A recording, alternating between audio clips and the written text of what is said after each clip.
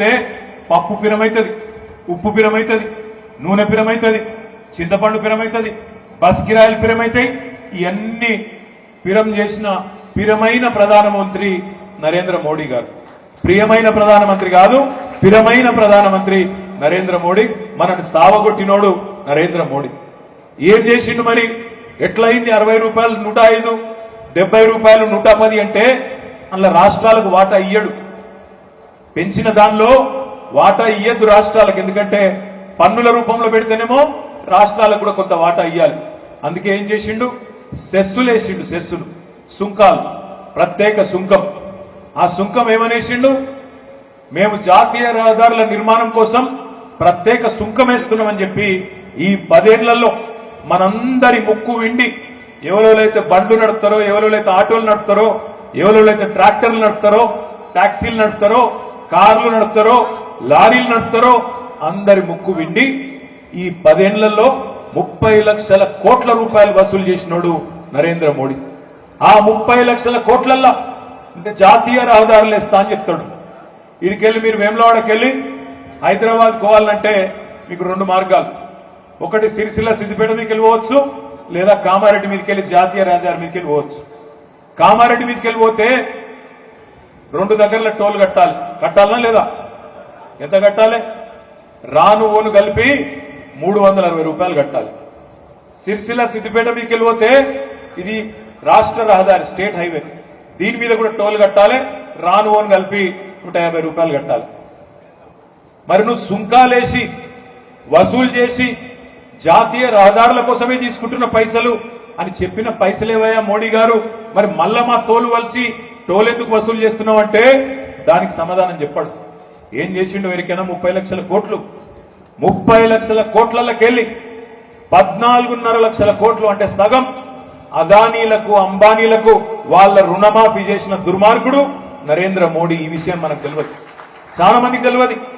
ఆయన ఎందో గొప్పోడు, ఆయన ఏందో ఇంద్రుడు చంద్రుడు అని మాట్లాడతారు కొంతమంది. దయచేసి ఆలోచించండి.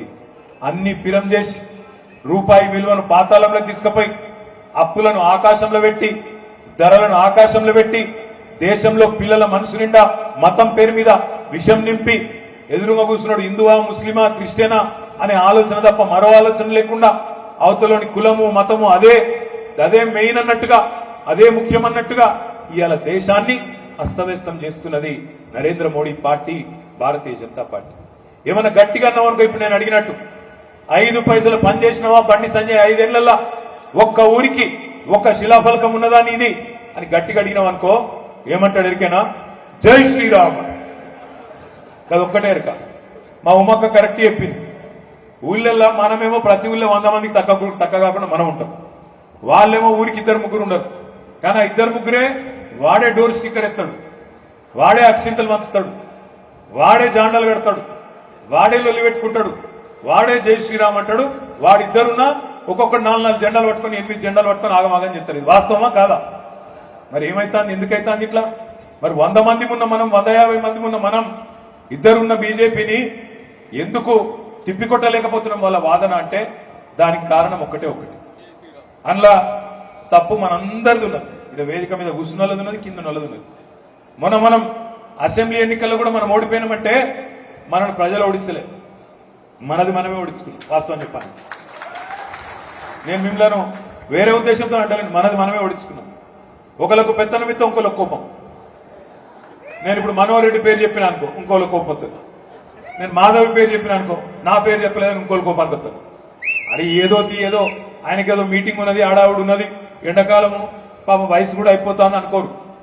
నాకు కాదు లచ్చన్న, నాకు ఇంకా వయసు ఉంది.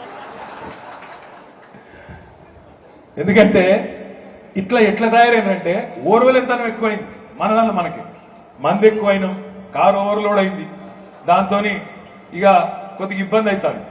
అన్ని పార్టీలకి వెళ్ళి మన పార్టీలకి వచ్చింది కాబట్టి కొద్దిగా దాంతోనే కొద్దిగా ఇబ్బంది ఉన్నది తప్ప వేరే ముచ్చటేమి లేదు. కానీ ఒక్కటి మాత్రం వాస్తవం, జై శ్రీరామ్ అంటాడు బీజేపీ కార్యకర్తలు. మనకు కూడా ఇబ్బంది ఏం లేదు.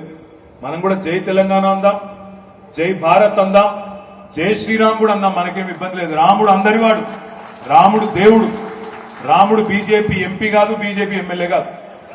రాముడు బీజేపీ సభ్యుడు కాదు, రాముడు అందరి వాడు. నేను ఒక్క మాట మాత్రం బరాబర్ చెప్తా. బీజేపీలు ఎట్లా మాట్లాడతారంటే వాళ్ళే ఏదో రాముడిని శ్రీరాముడిని మనకు పరిచయం చేసినట్టు చెప్తారు. ఇప్పుడు ఈ వేదిక మీద ఒక్కసారి చూడరు మీరు. ఇగో హరిచరణ్ రావు జోర్దార్ బొట్టు పెట్టిండు, పొడుగు నామం పెట్టిండు. ఇగో మా మనోహరన్న జబర్దస్త్ పెట్టిండు. ఆగో దేవరాజమన్న జబర్దస్త్ మంచి బొట్టు పెట్టిండు. అందరి ఒక్కసారి చూడరు. ఇగో ఈ వేదిక మీద ఎంతమంది బొట్లు పెట్టుకున్న ఉన్నారు చూడండి. వేదిక ముంగట కూడా చూడు. ఎవరు పెట్టిన మరి మీకు బొట్టు? బండి సంజయ్ వచ్చి పెట్టిండా? మోడీ వచ్చి పెట్టిండా? మీ ఇంట్లో పూజా మందిరాలు లేవు, దేవుని పటాలు లేవు, ఇదివరకు దేవునితో సంబంధం లేదు. బండి సంజయ్ వచ్చే మనకు పరిచయం చేసినంత బిల్డప్. నాకు తెలియక అడుగుతా, ఎమ్లాడ రాజన్న ఎప్పటి నుంచి ఉన్నాడే? మనందరం పుట్టక ముందు ఉన్నాడుగా. మా సిరిసిల్లలో మార్కండే